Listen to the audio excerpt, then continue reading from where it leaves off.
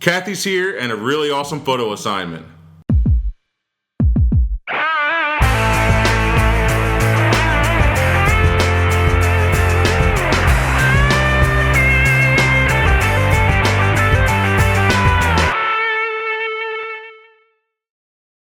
Hey everyone, Greg Cazillo from Cazillo.com. Welcome to Keep Shooting Monday, number 61. I have an extra special guest this week, Kathy Azar. She did an interview with me not that long ago. Well, actually, maybe it was long ago. It was long ago. It was like a year and a half ago video. We'll link back to that in the description as well as the post on the website. And so, Kathy, why did you decide to come out and help me out on these videos? Because you asked me. Do you feel sorry for me?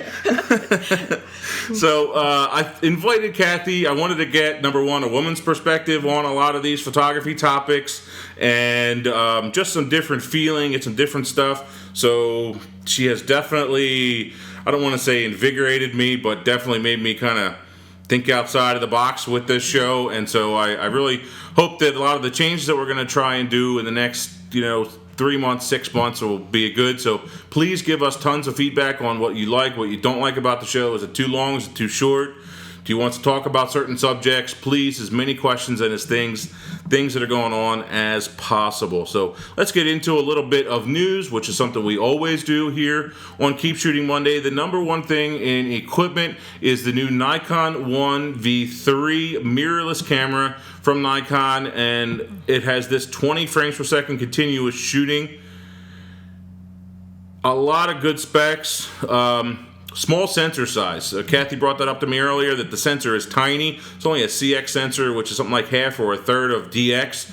Not probably at less than a quarter of a full FX size sensor. 18 megapixels, good processor, 3-inch screen, 20 frames per second continuous shooting with AF tracking, and then you add that 60 frames per second continuous shooting when the focus is locked. That's pretty good. Would you buy something like this? I'd be interested to try it. I do a lot of sports photography. My son is very into baseball and other sports, and I'd love to see how it works. On the video that I looked at that showed rapid photos, it doesn't miss a trick. So Okay. I'd love to see how it works in reality versus my D7000. And versus the video that they show, the product video that they put out there. That always, the actuality and, was it reality versus, I don't know the term, but one versus the other. The product videos and the actual usage doesn't mean that they're always the same. But that one shot that they showed was pretty impressive. The hardest focus, the hardest autofocus is when a subject is coming at you or moving directly away from you. And it seemed to keep up pretty darn good, so it would be interesting to test out. This is definitely one of the functions of a mirrorless camera that it makes it better for certain things than a DSLR.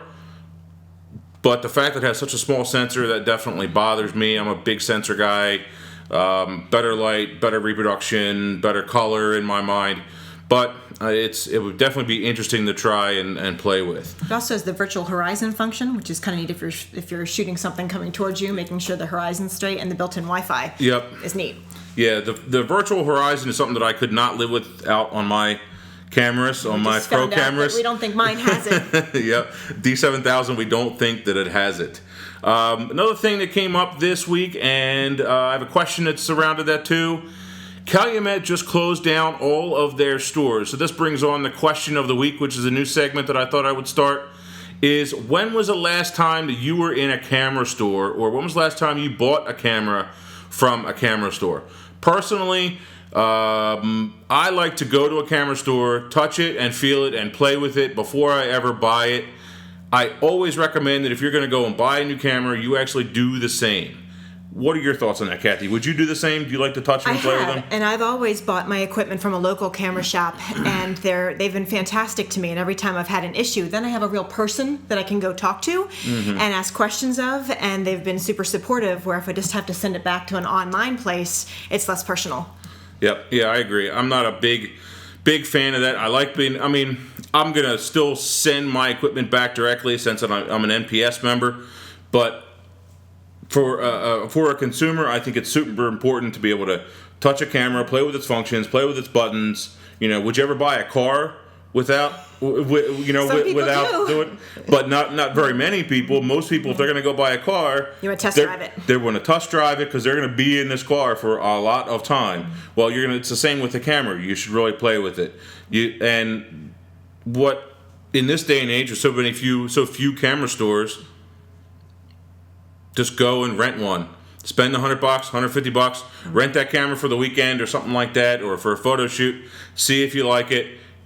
And then go and buy one if you really want to. And a lot of those rental places will allow you to buy that camera or buy a camera directly from them if you really want to. So that's another option. Couple other things that are going on here. Pop Photo talked about this Nikon series of educational videos. To me, they seem a little tailored, and I just watched the one here with Joe McNally. And Kathy mentioned this too, that they seem to be tailored to pros or people that kind of already know what's going on. So I had to educate her on some of the things that Joe was saying and tell her, say exactly what's going on, where he talked about like this one shot where he took a wide angle lens and then he took his flash and zoomed it in very tight to a tighter pattern, and that's how he created that image. I've used that technique a lot of times, especially in wedding photography, but maybe it's just Joe's way of explaining that he just does it and it's just a natural thing. Just because you're a great photographer doesn't mean that you're a great teacher. Well, I think he did a great job. I really enjoyed watching it, and It's quick, which I like. I want things in small segments. Mm-hmm. There are just a couple of things that he could have added what his settings were, and that his flash was on manual, or whether it wasn't on TTL, and he talked about bouncing the light off the wall. I know that he probably meant the back wall, but for someone who's newer, they might not know that. Mm-hmm. So just those few little words would help. But I think it's a great idea and seems like a great series, and I respect him greatly. Give it another 30 seconds or a minute to spend a little bit more time in some of those videos. Either that or added additional text in with those videos to explain it a little bit more. What every setting to is. To go with that video. And that's something else. We might not have the whole story in front of us here because we might not have read the text to go with that video. There might be a description with some additional information, or it might be over on their new Google Plus community that Nikon created. Could be a lot of things, and I'm sure there's going to be a lot of posts, a lot of questions. If you're not on Google Plus already, you might check out that community. I know that I'm going to join and see what's going on in there. So, what would you like to talk about today? I would like to talk partly about the Target fiasco. Okay. As the mother of a 14-year-old daughter, I was shocked by the images where they're missing body parts and arms that look elongated and really terrible photoshopping. But I wondered what my daughter thought of it. And I was really surprised. She kind of shrugged her shoulders and said she didn't think it was a big deal, that we know it's marketing and it's not real, it's photoshopped. She did say, though, that in the video that I saw, that Aerie was not going to Photoshop. Was that on the news, ABC News or something like that? I think it was part of the Good Morning America part. I'm not positive. And she said that would make her more likely to buy their products. Mm-hmm. But she didn't seem to think of it as big of a deal as I thought about it. Mm-hmm.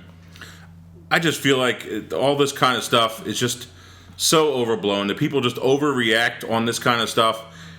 I don't see a reason. Just, the companies are going to do it.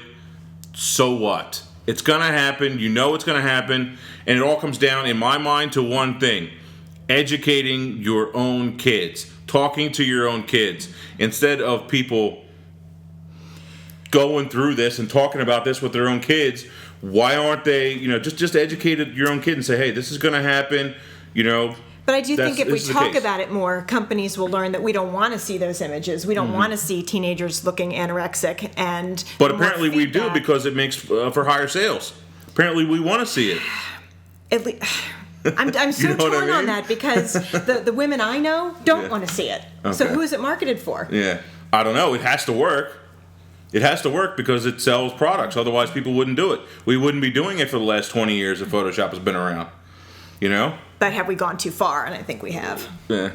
And we're also going too far, freaking out and forcing apologies and it being on the news and this and that.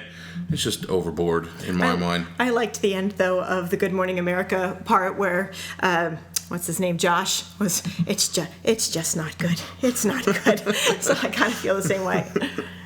Very good. You had something else you wanted to talk about? The National Geographic one. Yes. About that was cool. The pictures. Steve Winter, who I just love the way he presents himself. He seems like a really neat guy. I'd love to sit and talk with him. He talks about, as a kid, lying on the floor with his feet up in the air, reading National Geographic magazines, and it was at that point that he went, I have to do this. And he was able to reach his goal or his dream, which is really exciting. I remember reading my Ranger Rick. Did you ever have Ranger Rick, or is that before your time? Before my time. We've decided I'm not old enough to be his mother, but I could have babysat him when he was younger. We have a mutual friend who I did babysit, so it's a little scary. But anyway, a big part of what he was talking about is that pictures that you don't want to look at sometimes have more power and influence on us. And my kids, when they see the commercials with the dogs on the SPCA commercials, and Mom, turn the channel, because we don't want to look at it, but they send a very strong message, and they have a big impact on us, which can go back to that Target stuff about images do have impact. They do. And personally, when I'm watching a movie, a video, TV shows especially, like there's that new TV show called Believe. Have you seen that? No. It's actually really good. That just premiered last week. It's about this little girl who, it starts out, it doesn't matter. It doesn't matter. Really good show. I'm sure a lot of people have seen it. Point is that some of the camera shots and the photography are really awesome.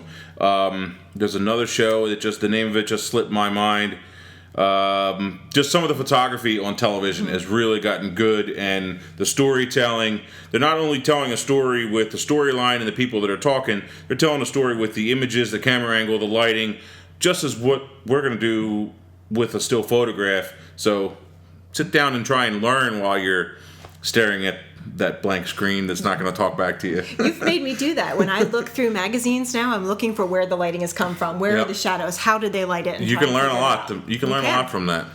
Amazingly enough. So one other thing that Kathy brought up to me, which I thought was interesting, is this article on the Creativity Post, and actually I followed their RSS feed too to read more about it, is how creative people do things differently. And they list 18 things here.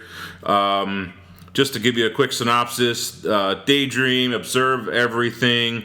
By the way, you really should read this article because it's interesting. They work the hours that work for them. They take time for solitude. And I won't do the whole list. But one of the ones that I thought was interesting was that they take risks. And firefighter. Yeah, exactly. And so, it talks in here about how they take risks and they're looking for some kind of an additional thrill. And I don't want to say that I'm doing it only for the thrill or solely for the thrill, the firefighting thing, but it definitely does give you a little bit of a rush and something. It's just different about being able to go out and help somebody and fun. And so, would you ever do skydiving, anything like that? I'm not a risk taker. A lot of the other things do apply to me about turning negative things into positive and follow their true passions, things like self-expression. That. Absolutely. Yeah. But definitely not the adrenaline stuff. That's not me. All right, very things good. Change when you have kids too. I wouldn't doubt that. So next up, Cazillion questions. Does anyone have any tips on how to push or transmit emotion into a photograph? Is it mainly the photograph of itself, or when it was first taken, or is it in post-production, or is it a little bit of both? In my mind, emotion comes from being there, doing it, and your own creativity and putting it into it. I don't know how much emotion you could really put into a photograph afterwards. What do you think? Maybe some lighting makes it a little more romantic, but I think you're trying to get it in camera and developing a relationship with your clients so that they're comfortable with you and comfortable showing emotion is really important. I went to a Jesh Dirac's workshop on Beloved, and you hadn't heard of Beloved, but it's a really neat technique in trying to get real emotion out of your clients. I remember when my husband and I got married, and we reached the end of the aisle, and the photographer said, "Now kiss." And we're not real public display of emotion people, so the picture looks like this. It's really bad. But Gesture Ox talks about putting your clients into natural settings where they're going to show emotion. And some of the examples are heat seeking, where you have them hold hands and then say, now find each other with just your lips. And so that you have to come together. And what do? You get a kiss, you get laughter. If they miss, it's okay because they're laughing. So you're getting natural emotion, whether it's laughter or romantic, you're getting something great. Things like asking your partner, he'll ask one partner to say, what was the thing that you remember the first time you saw your wife? Either at the ceremony or the first time you ever met her. And you have them standing right next to each other and you have him whisper in her ear or whatnot, and you're going to get natural emotion. So set the scene so that you're going to get the emotion. Don't tell them, be emotional, because very few of us can do that. Yeah, that's not going to happen. That goes back to things that I've talked about many times with Ansel Adams, which was his thing was that he would sit down and talk to people for an hour or two before he would ever photograph them. You cannot replace that kind of additional time, additional work, and it's just not going to happen. If you want a really true photograph that really captures some emotion, shows some emotion in it that they're really going to cherish, you can't just throw someone into something and it's just not going to happen. It's not going to be a really true emotion. And actually, DIY Photography had an article this week where it talked about seeing people, meeting people, getting together, and actually they have a kind of a funny series of photos where the two of them are kind of like this, and it's an interesting set of photos here where, just like this, Kathy was saying about Jesh, same idea of actually being able to create an image, do something with it, get them in the mood, saying something, doing something in order to invoke that emotion, and not just fake emotion, some real emotion. I love that you told me when we first started working together that when you shot film, the first 15 minutes or so, you would be shooting, and then you'd go and tell them that you were changing your film, and you really didn't have film in the camera at all, because those first few minutes with clients, especially if you haven't met them ahead of time, are often a little awkward because they're afraid of the camera. I would do that all the time when I worked for the first photographer that I would work with. He would do that all the time, and he was shooting medium format. So he would he would do 12 shots for some, like, I forget how the people know that the first 12, I forget what they would do. But anyway, the first 12 shots were a roll at 120 film was nothing. He wouldn't even have a roll on the camera. And then he would load a roll and shoot those next 12. So, I think it's our job, too, as photographers, to make people feel comfortable. And you talk all the time about knowing your gear. So if I'm fussing with my gear behind the camera and they're concerned that it's them. They don't know that it's you and you don't know what you're doing. Exactly. So you want to be encouraging them as well. And, it looks great. Oh, that was a great smile. And I'm not overboard. I'm famous for being overboard. But well, you still have a natural way about you, though. It's obvious that it's still genuine. Yes. With other people, and in a lot of situations, other situations not outside of photography, I've seen people that are overly emotional and overly just overboard with someone in a certain situation, and there's just no reason for it. Calm down. Do what you need to do. Go back to, think about what you're doing. Think about your equipment. And just be a regular person and be yourself. Don't try to be overly emotional and talkative and nice. And it doesn't work. That kind of thing just shows through. Being genuine. Huge. Yep. Agreed. That was a good question. Thank you, Damon. So we have our last segment for the day, which is our giving back photo assignment. And I'm going to blame this one all on Kathy because it was totally her idea. I'm not taking this at all. She gave me some ideas for content for today, and so I had to pass that off on her. And so, Kathy, you probably do a better job at describing what this assignment is going to be all about. I will try. One of the things that's near and dear to my heart is using our talents to give back. And I am not good with numbers, so I'm not going to help someone with accounting, but I am good with photography, so I can use those skills to help others. And I started local. One of the things that I started doing was working with a women and children's homeless shelter that's also more of an empowerment program called Home of the Sparrow that helps women and children get out of their current situation. And so I do events for them, like their gala event, like their fashion fashion show that they do every year. So I cover their events for them for free and then give them all the images. But I also work independently with the women and children and do photos for them and give them free prints that they normally may not be able to afford. And I always come away feeling like I've been more blessed than I've blessed them because it's such a rewarding experience. And you do these things not to boost yourself, but to just give back with your talents. Another thing that we've done together is the Help Portrait in Philadelphia, which gives photos to the families that might not otherwise be able to afford underprivileged photography. And the cool thing about Help Portrait is it's worldwide, not just nationwide, not just here, but you can start one of these and do one of these in your own city, in your own area, in your own town, and take it and run with it. They usually run in the beginning of I think it's usually the first weekend in December. I think it's help-portrait.com, and I'll put a link in the description too. But there are a lot of different organizations that you can become part of. You can either do things on your own, or you can join groups that do things like that. And then when they have families that are looking for specific needs, they can contact a local photographer that is part and has been cleared by different organizations. And some of the ones that I like are Red Thread, which is pertaining to adoption. Any of the organizations that photograph troops coming home, I really would like to do that someday. Okay. It's all that excitement and joy and a happy occasion. Now I Lay Me Down to Sleep is one of the sadder ones where you photograph children that were born and didn't survive with their families, but those could be priceless, precious photos for some families in need of them. Philanthropy was an organization that I saw online that looked interesting. Another one with a very similar name, Philanthropy, with the beginning with an F, was begun by a friend of mine, Katie Norris, to photograph worthy, inspiring stories.